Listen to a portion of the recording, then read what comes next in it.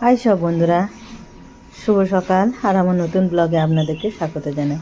সকালবেলা এই যে দেখুন আমার কর্তা নাস্তা নিয়ে এসেছে। এই যে আলু পুরি, ফুরুলি, বেসনের চাটনি। আমাদের রোজ সকালে রবিবার করে হলে এই সব খাবারগুলোই আনে। ফাফড়া, ওই যে ফাফড়া, এইগুলোই গুজরাটে বেশি পাওয়া যায় জানেন। আলুর পুরি, ফুরুলি, আর এটা হচ্ছে বেসনের ফাফড়া, পাঁপড়ের মতো অনেকটা খেতে। তো বেশ ভালোই লাগে ফাফড়াটা। আর ওইটা রায়তা। তোমার এই যে চলুন খাওয়া দাওয়া করে এবার রান্নার যুদ্ধ করতে হবে। সব কিছু রেডি আর নেই হাতের কাছে, সব একা হাতে করতে হবে। ফার্স্টে সকালবেলা ঝাড় দিলাম, ঘর মুছলাম, জামা কাপড়গুলো কিছু হাতে ঘষে ওয়াশিং মেশিনে দিয়ে দিলাম। দিয়ে তারপরে এই আদাগুলো কবে থেকে শুকনো হচ্ছে জানেন বন্ধুরা। সময় পেয়েছি বলি, এই সময় একটু সময় পেয়েছি, চলো একটু গুঁড়ো করে নিই। এই যে দেখুন আদা গুঁড়ো করে নিয়েছি। আমি এইভাবেই করে নিই। এটা একটু সেই যখন অসময়ে না, তখন একটু বেশ দাম বেড়ে যায়, তখন এই পাউডারগুলো খুব কাজে লাগে। তো যাই হোক চলুন, আমার আদা পাউডার হয়ে গেছে। এবারে রান্না হবে। আজকের একটু দেশি মুরগি এনেছিল, তো এই ভাবছি দেশি মুরগির একটু তরকারি করব। এই যে সব মশলা সব দেখাতে পাচ্ছি না, অল্প অল্প করে সারাদিনে দুপুর পর্যন্ত যেটুকুনি করেছি সেইটুকুনি দেখাচ্ছি।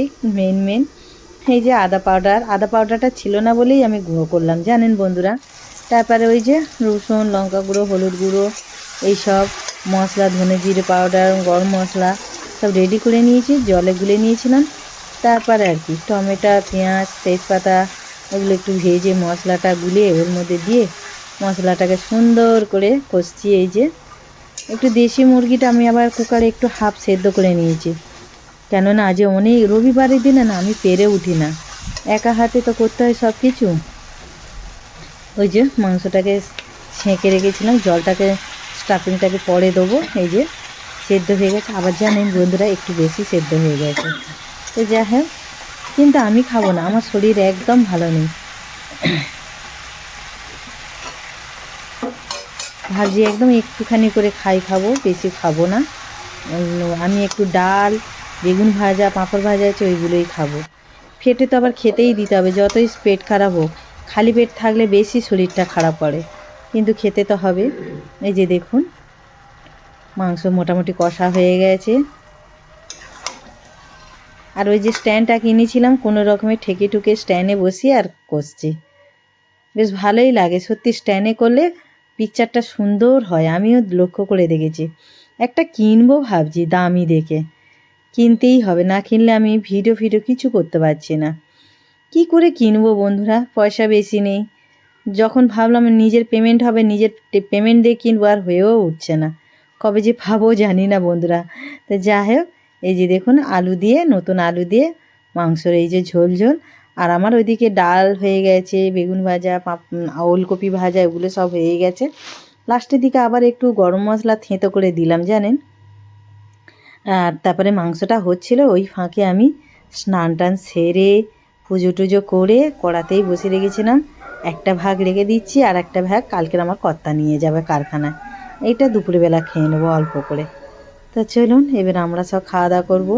এই যে দেখুন না, ওলকপি ভাজা, বেগুন ভাজা, তারপরে তোমার ওই দিকে ওই যে ডাল করেছি, মুগের ডাল। আমার কথা না, নামে মাংস খাবো না মাংস খাবো, মোটে খেতে চায় না। ওনার একটু ওই ডাল এইসব করলে ওইগুলো দিয়েই ভাত খায়। তো চলুন এবার খাওয়া দাওয়া করতে বসি। এই যে দেখুন আমার সব পুজো টুজো দিয়ে খেতে বসে গেছি। আমি ডাল দিয়েই ভাত খাচ্ছি বেশিটা, কেননা মাংস দিয়ে মানে বেশি খাবো মাংস, কিন্তু অল্প খাবো, বেশি খাবো না। আর আজকের একটু মাংসটা ঝালও কম দিয়েছি।